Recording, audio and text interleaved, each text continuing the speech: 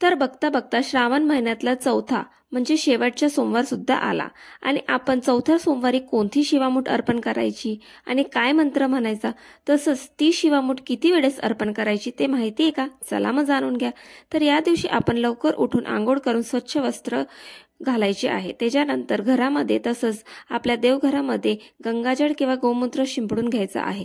त्याच्यानंतर महादेवाच्या पिंडीवर पाणीने अभिषेक करायचा आहे आणि त्याला स्वच्छ वस्त्रांनी पुसून घ्यायचं आहे आणि त्याच्यानंतर भस्म लावायचा आहे. त्याच्यानंतर एक डिशमध्ये महादेवाचं शिवलिंग ठेवायचं आहे आणि आपली मूठ भरेल तेवढं धान्य घ्यायचं आहे, म्हणजे जवस घ्यायचे आहे आणि ती मूठ शिवलिंगवर उभी धरायची आहे आणि हळूहळू ते धान्य शिवलिंगवर अर्पण करायचं आहे.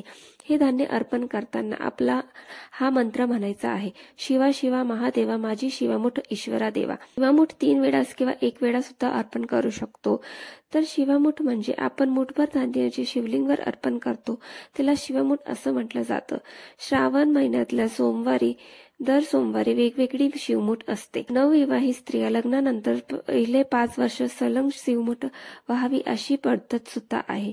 श्रावण महिन्यात महादेवा प्रत्यक्ष पृथ्वीवर असतात म्हणून श्रावण महिन्यात केलेली पूजाचं फळ तत्काळ आपल्याला मिळतं असं म्हटलं जातं.